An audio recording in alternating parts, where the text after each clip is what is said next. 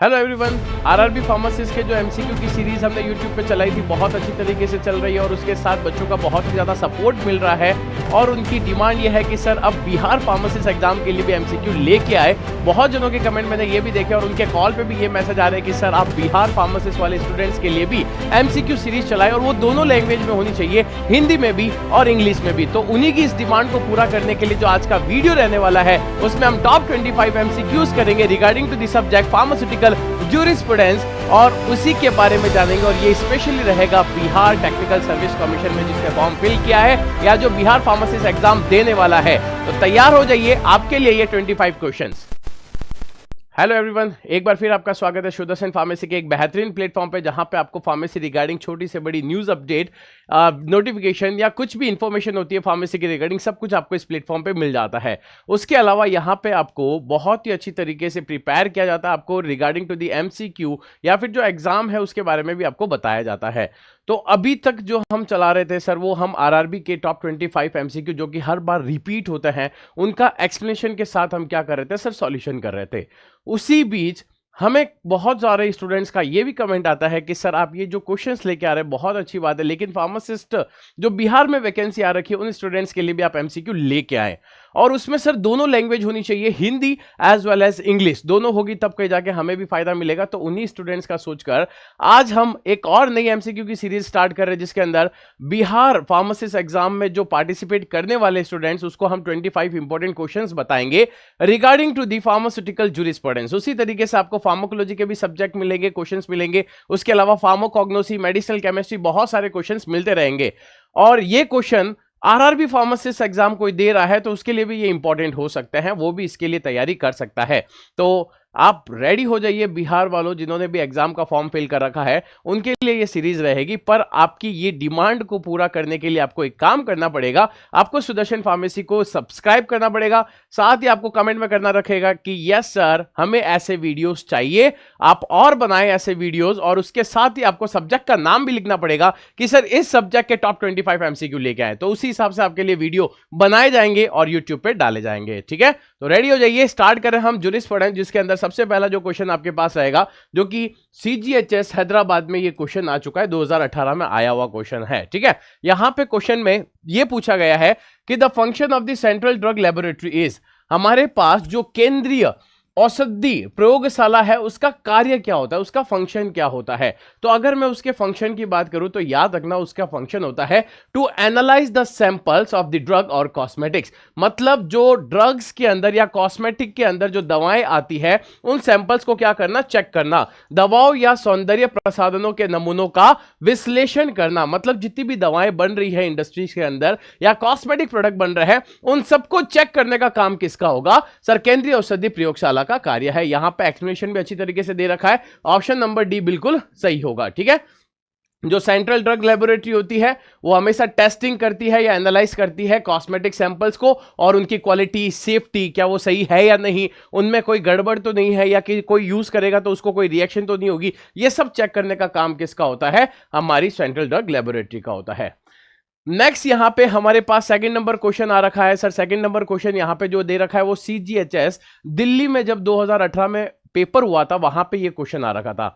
यहां पे क्वेश्चन में पूछा गया है sir what is the penalty for commercial quantity sale of drugs that cause dependence और अब्यूज। नशीली दवाओं की व्यावसायिक मात्रा में बिक्री के लिए क्या दंड है जो निर्भरता या दुरुपयोग का कारण बनता है। मतलब जितनी भी नशीली दवाएं हैं अगर आप उसको बेच रहे हो, है ना, व्यवसाय बना रहे हो, उसको बेचा जा रहा है तो उसके लिए सर क्या दंड होना चाहिए। तो यहां पे लिखा हुआ है कि 5 से 6 साल के लिए कठोर कारावास प्लस 3 से 4 लाख रुपए का जुर्माना, फर्स्ट ऑप्शन।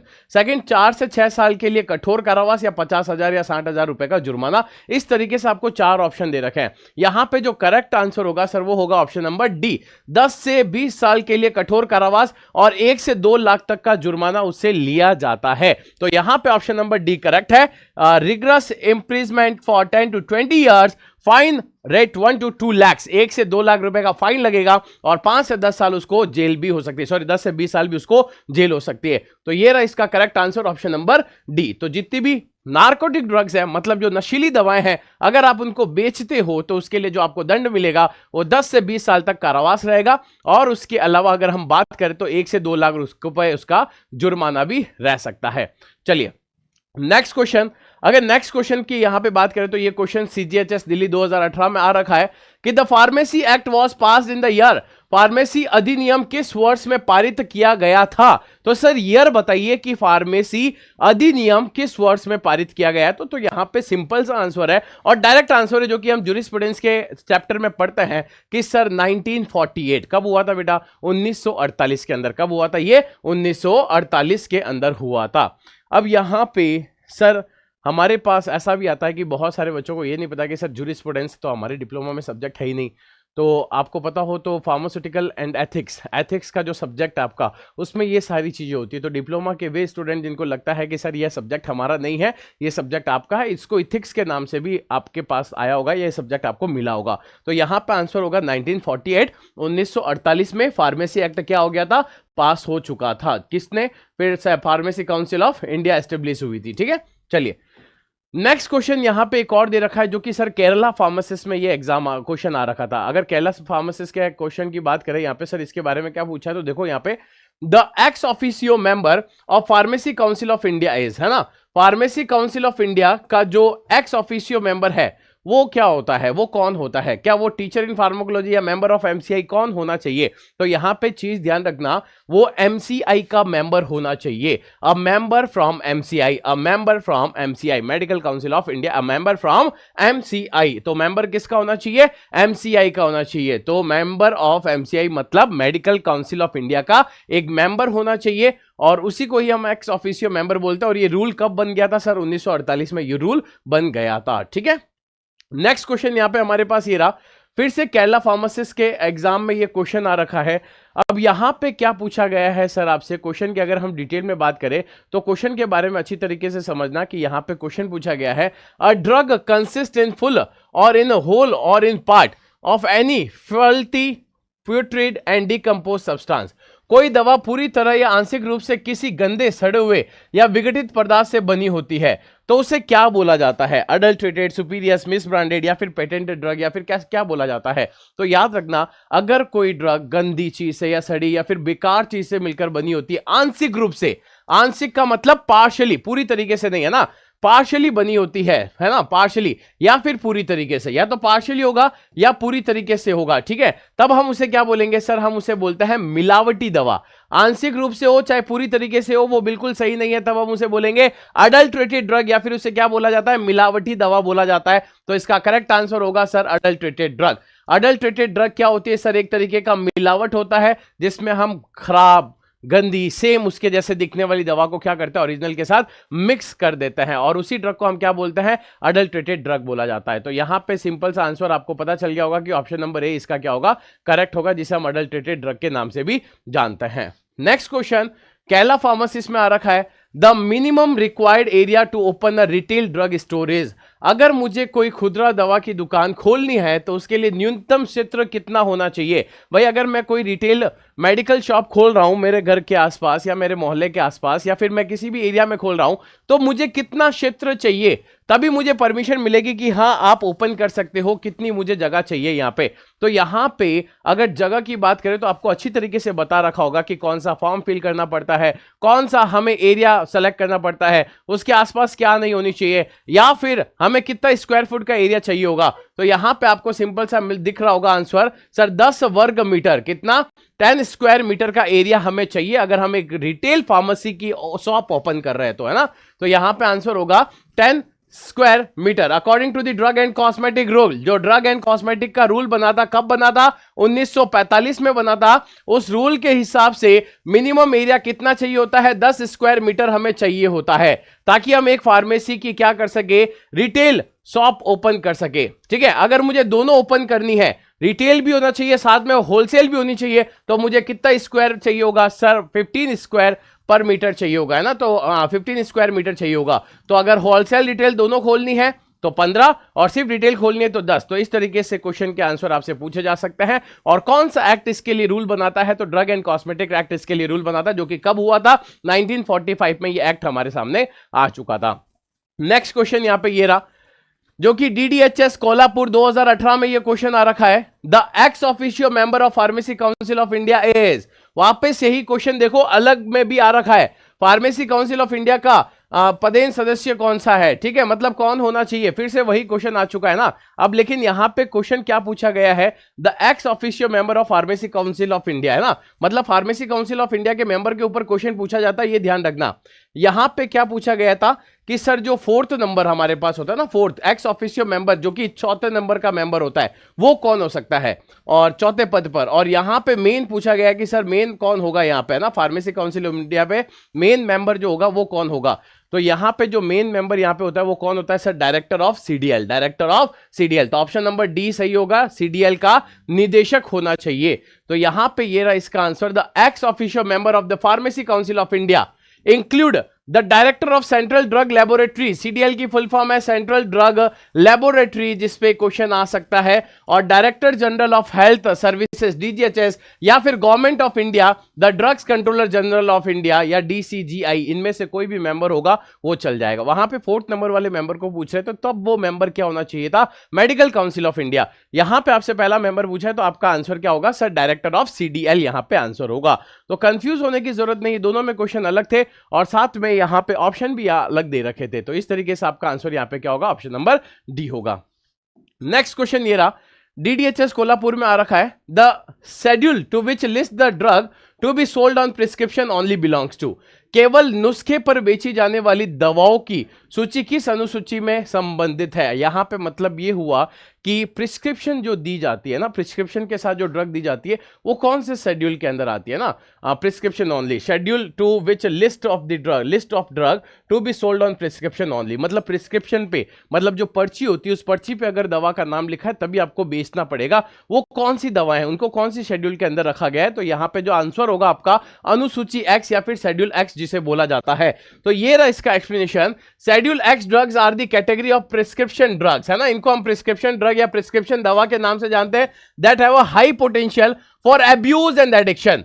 इन दवाओं का बहुत ही ज्यादा एडिक्शन हो सकता है, मतलब लोग इसको गलत तरीके से काम में ले सकते हैं। इसीलिए गवर्नमेंट ने यह बोला कि जब तक आपके पास प्रिस्क्रिप्शन नहीं है तब तक आप शेड्यूल X ड्रग किसी को ऐसे ही नहीं दे सकते। भाई खांसी की दवा चाहिए, बुखार की दवा चाहिए तो आप जनरली मेडिकल स्टोर पे जाके लेके आ सकते हैं, लेकिन जो नार्कोटिक ड्रग या फिर जो ऐसी ड्रग है जिसका हम क्या कर सकते हैं, एक तरीके से अब्यूज या गलत तरीके से उसका उपयोग ले सकता है, उन ड्रग को हम मार्केट से ला नहीं सकते। जब तक आपके पास डॉक्टर की प्रिस्क्रिप्शन नहीं है आप उनको मार्केट से घर पे नहीं ला सकते, ऐसे ही नॉर्मली नहीं लाया जा सकता। तो यहां पे आपका आंसर क्या होगा सर, शेड्यूल X यहां पे करेक्ट आंसर होगा, ठीक है। और ये भी एक्ट कब बना था, ड्रग एंड कॉस्मेटिक एक्ट 1940 उस टाइम पे बना था, ठीक है। नेक्स्ट ZP उस्मानाबाद 2014 में ये क्वेश्चन आ रखा है, the act of narcotic drug and psychotropic substance include the study of, है ना, मतलब जो नार्कोटिक ड्रग का एक्ट बना या साइकोट्रॉपिक सब्सटेंस का एक्ट बना उसमें किसकी स्टडी की जाती है, स्वापक औषधि और मन प्रभावी पदार्थों के अधिनियम के निम्नलिखित का अध्ययन शामिल है। मतलब ऐसी कौन सी ड्रग है जिसको हम नार्कोटिक के अंदर पढ़ते हैं या फिर जो साइकोट्रॉपिक जो दिमाग से रिलेटेड होती है ड्रग उनके अंदर पढ़ा जाता है। तो यहां पे देखो, क्या हम अफीम के बारे में इसमें पढ़ते हैं क्या, बिल्कुल अफीम नार्कोटिक के अंदर आती है। अफीम की बिक्री के बारे में पढ़ते हैं, यस। मादक पदार्थों का आयात या निर्यात, मतलब कि इंपोर्ट और एक्सपोर्ट नार्कोटिक्स, उसके बारे में भी पढ़ते हैं। तो इसका आंसर क्या होगा sir, all of the about. हम इसमें नार्कोटिक्स की मैन्युफैक्चरिंग भी पढ़ते हैं, नार्कोटिक्स की सेल भी पढ़ते हैं, नार्कोटिक्स का इंपोर्ट एक्सपोर्ट ये भी पढ़ते हैं। तो इसका आंसर क्या होगा, ऑल ऑफ दी अबाउ होगा। तो यहां पे इसका आंसर दे रखा है सर ऑल अबाउ, सारे आंसर यहां पे क्लियर है। The narcotic drug and psychotropic substance जो भी है जिसे हम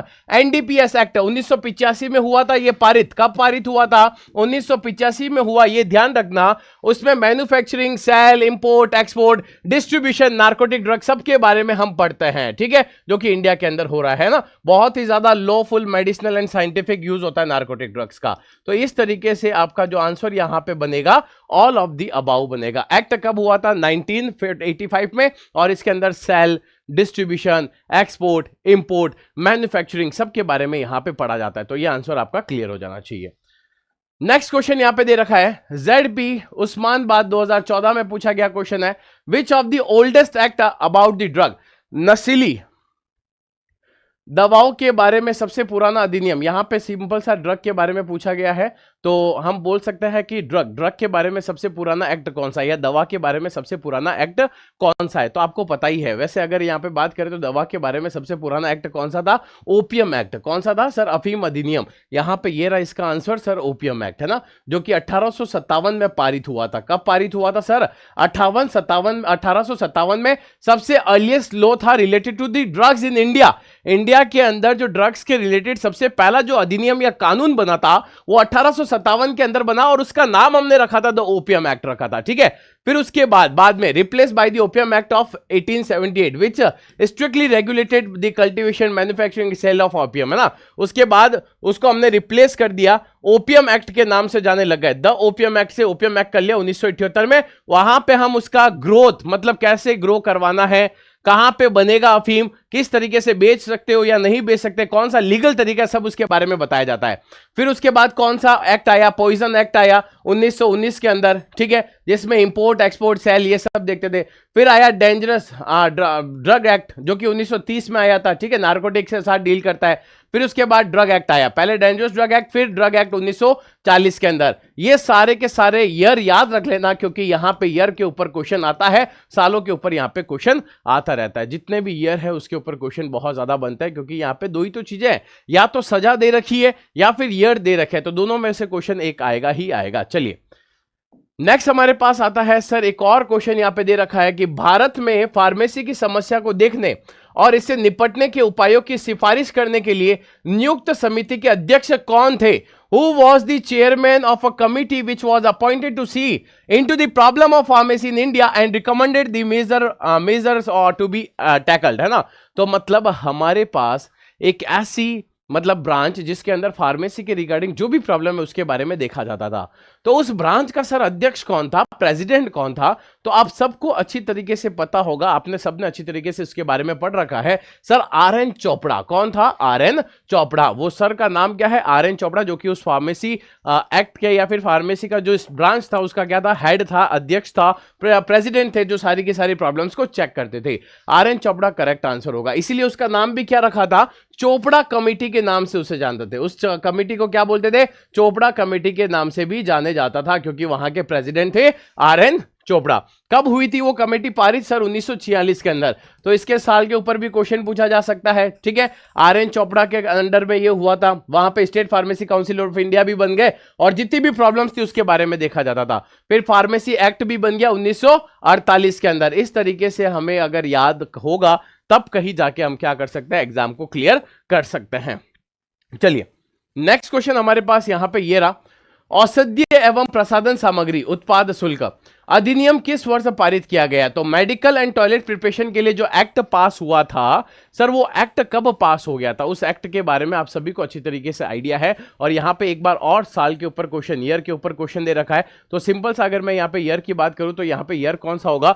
1955 इज द करेक्ट आंसर। 1955 यहां पे क्या होगा? करेक्ट आंसर होगा कि सर ये एक्ट कब पारित हुआ था? 1955 के ऊपर, है ना। डायरेक्ट है, कोई एक्सप्लेनेशन की जरूरत ही नहीं है। आप अगर अपने नोट्स पढ़ोगे अच्छी तरीके से जो आपके पास है, या आपने डिप्लोमा की पढ़ाई की हुई या बी फार्म पढ़ रखा है, तो वहां पे आपने इसके बारे में अच्छी तरीके से पढ़ा होगा कि medical and toilet preparation act कब आया था? 1955 के अंदर आया था। चलिए नेक्स्ट यहां पे दे रखा है, ड्रग एंड कॉस्मेटिक एक्ट कब आया था? 1940 में। एंड रूल कब आए थे? 1945 में। Contents the study of schedule, कौन से शेड्यूल के बारे में पढ़ा जाता है? औषधि एवं प्रसाधन सामग्री अधिनियम 1940 एवं नियम 1945 में कौन सी चीजों के बारे में पढ़ा जाता है, या कौन से शेड्यूल के बारे में पढ़ा जाता है? तो यहां पे हम शेड्यूल 1 के बारे में पढ़ते हैं। किसके बारे में पढ़ते हैं सर? हम शेड्यूल 1 के बारे में पढ़ते हैं। तो ये रहा इसका एक्सप्लेनेशन।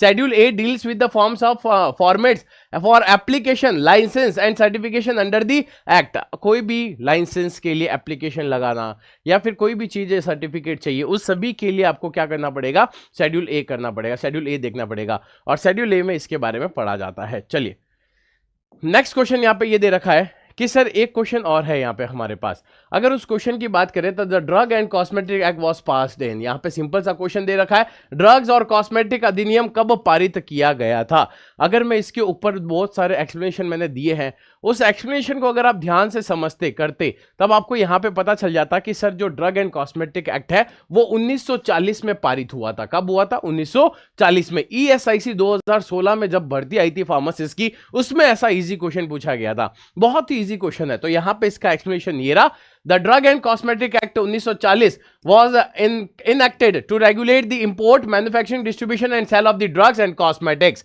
अगर इंडिया के अंदर किसी भी ड्रग को सेल करना है, इंपोर्ट करना है, मैन्युफैक्चरिंग करनी है, एक्सपोर्ट करना है, चाहे कुछ भी करना हो, आपको ड्रग एंड कॉस्मेटिक एक्ट को देखना पड़ेगा, उसके रूल्स को मानना पड़ेगा, जो कि कब बन गए थे? 1940 के अंदर बन गए थे। क्लियर? चलिए नेक्स्ट हमारे पास एक और क्वेश्चन जो कि एएसआईसी 2016 में आ रखा है, यहां पे पूछा गया है, the schedule for good manufacturing practices and requirement of factory premises for the manufacturing of belong to. विनिर्माण के लिए कारखाना परिसर की अच्छी विनिर्माण प्रथाओं और आवश्यकताओं की संबंधित है। यहां पे लिखा हुआ है कि अगर आपके पास कोई मेडिकल इंडस्ट्री है जहां पे दवाओं का फॉर्मेशन हो रहा है, मतलब वहां पे दवाएं बन रही है, तो आपकी फैक्ट्री कैसी होनी चाहिए, वहां पे कौन कौन सी चीजें होनी चाहिए, कौन से इक्विपमेंट होने चाहिए, कौन सी सामग्रियां होनी चाहिए, कौन से एरिया में कितना फुट एरिया चाहिए, ऐसा सब कुछ नियम कौन से शेड्यूल में लिखा हुआ है। किस शेड्यूल से पता चलता है कि हमारा मैन्युफैक्चरिंग एरिया ऐसा होना चाहिए? शेड्यूल एक्स, डब्ल्यू, एल या एम, कौन से में पता चलता है? सर मैन्युफैक्चरिंग से याद रखना, मैन्युफैक्चरिंग में क्या आता है? एम। तो शेड्यूल एम यहां पे करेक्ट आंसर होगा। यहां पे अनुसूची कौन सी होगी? एम होगी। मैन्युफैक्चरिंग से ही पता चल रहा है कि शेड्यूल कौन सा होगा? एम होगा। ठीक है, तो यहां पे ये रहा हमारे पास आंसर, शेड्यूल क्या होगा? एम होगा। Schedule M of the drug and cosmetic act 1940 and rules 1945 deals with the good manufacturing practices, जिसे हम जीएमपी के नाम से जानते हैं। जितनी भी रिक्वायरमेंट है आपकी फैक्ट्री के अंदर ताकि मैन्युफैक्चरिंग कर सको आप ड्रग का, कितना चाहिए, क्या चाहिए, प्रोडक्शन कैसा होगा, ये सब कुछ बताने का काम कहां पे होगा? सर शेड्यूल एम में होगा। उसको पढ़ो अच्छी तरीके से, वो सारी रिक्वायरमेंट बताएगा ताकि आप क्या कर सको अपने एरिया में या अपने लिए क्या कर सकते हो सर, एक खुद की मैन्युफैक्चरिंग कंपनी स्टार्ट कर सकते हो। लेकिन एक्ट को पढ़ना पड़ेगा, जितनी भी रिक्वायरमेंट है उसको देखना पड़ेगा, तब कहीं जाके आप कर सकते हो। नेक्स्ट ईएसआईसी 2016 में एक और क्वेश्चन यहां पे आ रखा है, the schedule in drug and cosmetic act that deals with the requirements and guideline for the clinical trials import manufacturing of new drugs. औषधि एवं प्रसाधन सामग्री अधिनियम में अनुसूची जो नैदानिक परीक्षणों, नई दवाओं के आयात निर्माण के लिए आवश्यकताओं को निर्देशित या फिर संबंधित है। मतलब अगर मैंने कोई दवाई बनाई है, उसका मुझे परीक्षण करना है, मतलब उसका क्लिनिकल ट्रायल करना है, क्या वो सही बनी है। अगर मैं किसी पर्सन को दे रहा हूं, किसी आदमी को दे रहा हूं, उसके अंदर कोई टॉक्सिसिटी तो नहीं हो रही है, ये सब चीजों का मैं परीक्षण कहां पे करूंगा। या फिर कोई नई दवाई का अगर मुझे निर्यात करना है, उसे मुझे इंपोर्ट करना है, तो कौन से नियम के हिसाब से मुझे देखना पड़ेगा। तो सिंपल सी चीज, अगर आपको क्लिनिकल ट्रायल करना है तो आप कौन सा अधिनियम यूज करोगे? Sir schedule Y. कौन सा करोगे? Schedule Y. तो अनुसूची वाई में उसके बारे में लिख रखा होता है। Schedule Y of the drug and cosmetic act 1940 rules 1945 deals with the requirement and guideline for the clinical trials. अगर आपको किसी भी दवाई का क्लिनिकल ट्रायल करना है, उसे चेक करनी है कि वो सही है या गलत, तब आप किसकी गाइडलाइन पढ़ोगे? शेड्यूल वाई की पढ़ोगे। ठीक है, चलिए नेक्स्ट क्वेश्चन यहां पे दे रखा है एक और, drug and magic remedies act was passed इन। एक और ईयर वाइज क्वेश्चन, मैंने बोला था आपको या तो सालों के ऊपर मतलब ईयर के वाइज क्वेश्चन आएंगे, या फिर आपके पास ऑफेंस कितना जुर्माना है उसके ऊपर क्वेश्चन आएगा। Drugs and magic remedies act कब पारित किया गया था? तो अगर ड्रग एंड रेमेडीज एक्ट की बात करें तो वो कब पारित हुआ था? सर वो पारित हुआ था 1954 के अंदर। 1954 के अंदर क्या हो गया था? वो पारित हो गया था। ये रहा उसका answer. Drug and magic remedies objectionable advertisements कब हुआ था? 1954 के अंदर। Enacted to control the advertisement of the drug in certain cases to prohibit misleading claims related to the magic remedies, है ना। बहुत सारी ड्रग्स या फिर बहुत सारे कॉस्मेटिक ऐसे भी थे, उनकी एडवर्टाइजमेंट पे ऐसा आता था कि ये कर लो गोरे हो जाओगे, ये ले लो, इस कॉस्मेटिक की वजह से ऐसा हो जाएगा। तो ऐसी फालतू की एड्स को या फिर जो ये थे मतलब एडवर्टाइजमेंट, उसको बंद करने के लिए या उसको क्लेम करने के लिए ये एक्ट बनाया गया था। और ये एक्ट कब बना था? सर 1954 के अंदर पारित हुआ था। तो ये चीज़ भी आपको समझनी पड़ेगी कि सर साल ईयर के ऊपर बहुत सारे क्वेश्चन आ रहे हैं हमारे पास। नेक्स्ट क्वेश्चन यहाँ पे, symbol XR important labelling requirement for the scheduled drug. XR अनुसूचित दवाओं की एक महत्वपूर्ण लेबलिंग आवश्यकता है। मतलब ऐसी कौन सी दवाएं हैं जिनकी लेबलिंग के लिए ऊपर डॉक्टर को XR लिखना पड़ता है या फिर हमें XR लिखना पड़ेगा फार्मासिस्ट को, तो वो ड्रग कौन सी होगी सर? शेड्यूल एक्स की ड्रग होगी। कौन सी ड्रग होगी? Schedule x. शेड्यूल एक्स में कौन सी ड्रग आती है सर? ऑलमोस्ट जो कि हमारे पास नार्कोटिक ड्रग्स होती है या साइकोट्रोपिक ड्रग्स होती है, वो सारी की सारी शेड्यूल एक्स के अंदर आती है। तो इसमें जब भी शेड्यूल एक्स ड्रग के बारे में लिखा जाएगा तो XR करके लिखा जाता है, सिंबल ये लिखा जाता है। Schedule X drugs are highly controlled substance like narcotics and psychotropic drug. जो नार्कोटिक दवाएं हैं या जो दिमाग के लिए या ब्रेन की प्रॉब्लम के लिए यूज करने वाली साइकोट्रोपिक दवाएं हैं, उन सबको अगर प्रिस्क्रिप्शन पे लिखना है तो ऊपर XR लिखना जरूरी होगा, है ना। यहां पे XR का मतलब होता है prescription required and extra caution, मतलब और अच्छी तरीके से ध्यान देना पड़ेगा इन ड्रग्स के ऊपर। अगर कोई प्रिस्क्रिप्शन लेके आता है तभी आपको ये दवाई देनी है, वरना आप इन दवाइयों को नॉर्मली नहीं बेच सकते, नहीं दे सकते। ठीक है, चलिए नेक्स्ट। अगर हम यहां पे अगले क्वेश्चन की बात करें, the narcotic drugs and psychotropic substance act was passed in. Directly question आ गया एक और ईयर के ऊपर कि स्वापक औषधि और मन प्रभावी पदार्थ अधिनियम कब पारित किया गया था। मतलब जितनी भी नार्कोटिक ड्रग्स है या फिर जो हमारे पास साइकोट्रोपिक ड्रग्स है, उन ड्रग्स का जो एक्ट बना था, वो एक्ट कौन से ईयर के अंदर बना था हमारे पास? तो सर वो एक्ट बना था 1985 के अंदर, 1985 के अंदर। तो आंसर नंबर क्या होगा? एक करेक्ट होगा। तो यहां देखिए उसका एक्सप्लेनेशन दे रखा है, the narcotic drugs and psychotropic substance NDPS act was enacted in 1985। तो यहां पे इसका आंसर आपको अच्छी तरीके से मिल गया होगा। वहां पे हमें उसका नार्कोटिक ड्रग का production, manufacturing, possession, sale, purchase, transport, warehousing, use, consumption, import, export, जितना भी है सब इंफॉर्मेशन देना पड़ेगा। जो भी आप नार्कोटिक ड्रग बना रहे हो, उसके बाद उसका प्रोडक्शन करके उसको कहीं वेयर हाउस में रख रहे हो, उसको कहीं इंपोर्ट कर रहे हो या कहीं और से मंगवा रहे हो, किसी को बेचा है, होलसेल में बेचा, रिटेल में बेचा, कहां पे कितना कंजप्शन हो गया, सब कुछ डाटा आपको गवर्नमेंट को देना पड़ेगा। और सब कुछ किस मैनर में देना है वो भी आपको यहां पे बताया जाता है। तो इस बारे में पता चलता है कौन से एक्ट में? NDPS एक्ट में, जो कि 1985 में पारित हुआ था। Next, Sira, vaccine and toxins comes under this schedule. Direct question पूछा गया है कि जो सीरम है, टीके हैं या जो विषाक्त पदार्थ होते हैं, जिनको हम बचपन में टीके लगाते हैं ना बच्चों को, या फिर हमारे भी लगती है, अभी कोरोना की वैक्सीन आपको लगी होगी, तो सर उसको कौन से शेड्यूल के अंदर रखा गया है? तो याद रखना उन सबको शेड्यूल C के अंदर रखा जाता है। ऐसी ड्रग्स को हम या ऐसी फॉर्मुलेशंस को हम शेड्यूल C के अंदर प्लेस करते हैं। ये रहा इसका answer, schedule C under the drugs and cosmetic act rule 1945। Sera, vaccine, toxin, antigen, insulin, antibiotics and other biological products, इन सब को किसके अंदर रखा गया है? शेड्यूल C के अंदर प्लेस किया गया है। आपको तो सिर्फ क्वेश्चन में 2 दिख रहे होंगे, यहां मैंने पूरी लिस्ट बता दी कि सर कौन कौन सी ड्रग्स को हम यहां पे रख सकते हैं। चलिए नेक्स्ट क्वेश्चन की अगर हम यहां पे बात करें, नेक्स्ट क्वेश्चन ये रहा, for the manufacturing of cosmetics licence is granted in. सौंदर्य प्रसाधनों के विनिर्माण के लिए कौन से लाइसेंस प्रदान किया जाता है? ठीक है, लाइसेंस प्रदान किया जाता है। तो यहां पे पूछा गया है कि अगर आपको कोई कॉस्मेटिक प्रिपरेशन बनानी है तो सर इसमें कौन सा फॉर्म फिल करना पड़ सकता है, या कौन सी फॉर्म फिल करने की वजह से हमें उसका लाइसेंस मिल सकता है कि भाई मैं कॉस्मेटिक्स बना सकूं? तो फॉर्म 32 उसके लिए रहता है। हमेशा कॉस्मेटिक सब्सटेंस बनाने के लिए अगर आपको इंडस्ट्री खड़ी करनी है, इंडस्ट्री लेनी है या बनानी है, तो उसके लिए आपको फॉर्म 32 फिल करना पड़ेगा। तो फॉर्म नंबर 32 यहां पे फिल करना पड़ता है। A licence for the manufacturing of cosmetic, अगर आपको कॉस्मेटिक चीजें बनानी है उसके लिए लाइसेंस चाहिए, तो वो कौन से फॉर्म से मिलेगी? 32 वाला, as per the drug and cosmetic rule 1945। अगर आपको रिन्यूअल करवाना है लाइसेंस को तो वो 32A होगा, वो 32A होगा। तो रिन्यूअल के लिए 32A, और अगर आपको शुरुआत में फर्स्ट टाइम ही चाहिए तब आप क्या करोगे? फॉर्म नंबर 32 वहां पे फिल करोगे। नेक्स्ट क्वेश्चन ये रहा, schedule H drugs belong to, अनुसूची H दवा किससे संबंधित है? जैसे कि मैंने आपको थोड़ी देर पहले बताया कि शेड्यूल X जो होता है उसमें कौन सी ड्रग होती है? Narcotic drug. उसी तरीके से अगर कोई पूछे आपसे कि सर शेड्यूल H में कौन सी ड्रग्स आती है, तो यहां पे आती है हमारे पास लिस्ट ऑफ प्रिस्क्रिप्शन ड्रग। कौन सी ड्रग आएगी? List of prescription drug. Option number D यहां पे सही होगा। प्रिस्क्रिप्शन दवाओं की सूची यहां पे होगा schedule H।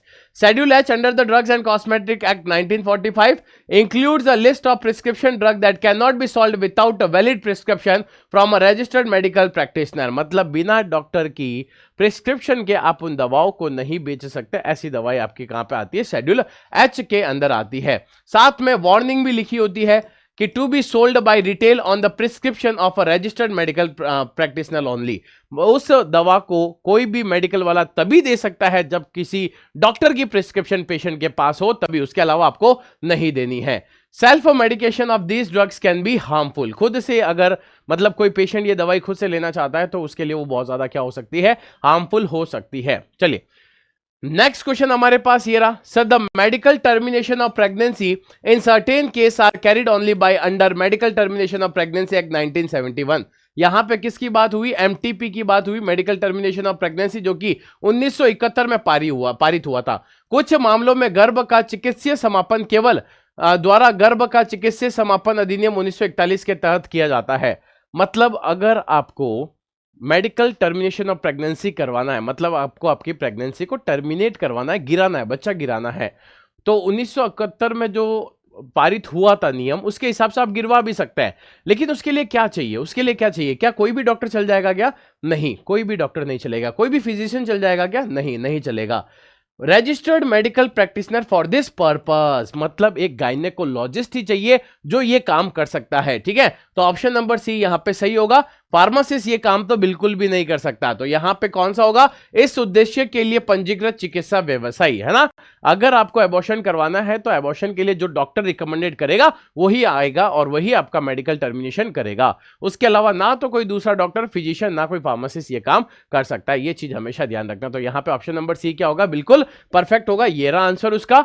Under the medical termination of pregnancy MTB act 1971, registered medical practitioner who is certified and authenticated by this purpose can perform the abortion under legally permitted condition। मतलब इसके लिए जो सर्टिफाइड डॉक्टर है वही आएगा और वही abortion कर सकता है, बाकी कोई दूसरा इसको अबॉर्शन नहीं करवा सकता। ठीक है, और ये कब होगा अबॉर्शन, जब किसी फीमेल को फिजिकल मेंटल हेल्थ पे कोई बुरा प्रभाव पड़ रहा है, या बच्चा सही नहीं बना अभी तक, बच्चे में कुछ कमियां रह गई है, या फिर रेप की कंडीशन हो रखी है, या किसी फीमेल का कॉन्ट्रासेप्टिव फेलियर, मतलब कॉन्ट्रासेप्शन सही से काम में नहीं लिया, उसकी वजह से अगर बच्चा हो गया है, तो उसके लिए आप क्या करवा सकते हो, एमटीपी यहां पे परफॉर्म करवा सकते हो, बाकी आप एमटीपी नहीं करवा सकते। Next, the life period of the drug is dealt in. औषधि की जीवन अवधि के बारे में बताया जाता है। आपने देखा होगा ना कि हर एक दवाई की एक्सपायरी होती है। अब वो एक्सपायरी के बारे में कौन से शेड्यूल के अंदर बताया जाता है, तो याद रखना यहाँ पे शेड्यूल पी जो दे रखा है वहां पे हम एक्सपायरी के बारे में बात करते हैं, अनुसूची पी के अंदर उसके बारे में बात करते हैं। Schedule P under the drug and cosmetic rule 1945 specify the shelf life, मतलब expiry period of the drug. It provide storage condition and the minimum and maximum life period for different drugs, है ना। तो जो schedule P है उसके अंदर बताया जाता है कि कौन सी दवा का कितना एक्सपायरी डेट होगा, उस दवा को कहां पे स्टोर करके रखना है, रेफ्रिजरेटर में या बाहर नॉर्मल टेम्परेचर पे कहां पे रखना है, सब कुछ उसी के अंदर आपको बताया जाएगा। चलिए नेक्स्ट क्वेश्चन अगर हम यहां पे बात करें, the drug and cosmetic act was passed इन। वापस एक बार क्वेश्चन आया है, ये सीजीएचएस नागपुर 2018 में जो पेपर हुआ था वहां पे, उससे पहले ईएसआईसी में हमने ये शायद क्वेश्चन देखा था। मतलब दो अलग अलग एग्जाम में ये क्वेश्चन बार बार आ रहा है कि सर ये एक्ट कब पारित हुआ था, कब आया था, तो इसका आंसर होगा 1940। Option number A 1940। तो यहां देखो, the drug and cosmetic act was passed in 1940 to regulate the import manufacturing distribution of drugs, है ना। और उसके रूल्स कब बन गए थे सर, 1945 के अंदर उसके नियम बन गए। तो आपको अच्छी तरीके से पता चल गया कि ड्रग एंड कॉस्मेटिक एक्ट जो था वो कब पारित हुआ था, 1940 में, और उसके जो रूल बने थे वो 1945 के अंदर। तो इस तरीके से क्वेश्चन आते हैं, ऐसे क्वेश्चन पूछे जाते हैं बहुत बार। तो डिप्लोमा के बच्चे अगर ये वीडियो देख रहे हैं तो उनको शायद लग रहा होगा कि सर ने फार्मास्यूटिकल जूरिस्प्रूडेंस सब्जेक्ट पढ़ाया, लेकिन वो तो हमारे है ही नहीं फर्स्ट ईयर सेकंड ईयर। लेकिन आपके लिए फार्मास्यूटिकल एथिक्स करके कोई सब्जेक्ट होगा या इथिकल करके कोई सब्जेक्ट होगा, उसमें ये सारी चीजें दे रखी है, उसमें ये सारी चीजें आप पढ़ते हो, तो उसमें से ये क्वेश्चन बनने के चांसेस यहाँ पे रहेंगे। ठीक है, तो अगर आपको इस तरीके के क्वेश्चन और रिक्वायरमेंट है या फिर आपको और अच्छी तरीके से तैयारी करनी है, तो आपको एक काम करना पड़ेगा, सुदर्शन फार्मेसी के चैनल को सब्सक्राइब करना पड़ेगा, अपने फ्रेंड्स के साथ शेयर करना पड़ेगा, वीडियो को लाइक करना पड़ेगा, और साथ ही साथ आपको कमेंट करना पड़ेगा यस सर हमें ऐसे वीडियोस और चाहिए, ताकि मैं BTSC Bihar technical service commission की तरफ से जो फार्मासिस्ट का एग्जाम होने वाला है उसके लिए प्रिपरेशन आपकी करवा सकूं। हिंदी और इंग्लिश दोनों में क्वेश्चन आपको मिल गया है, आपको आंसर मिल चुके हैं, और किस तरीके के क्वेश्चन आएंगे उसके बारे में आपको पता चल चुका होगा। तो मिलते हैं नेक्स्ट वीडियो में, तब तक के लिए thank you so much, bye.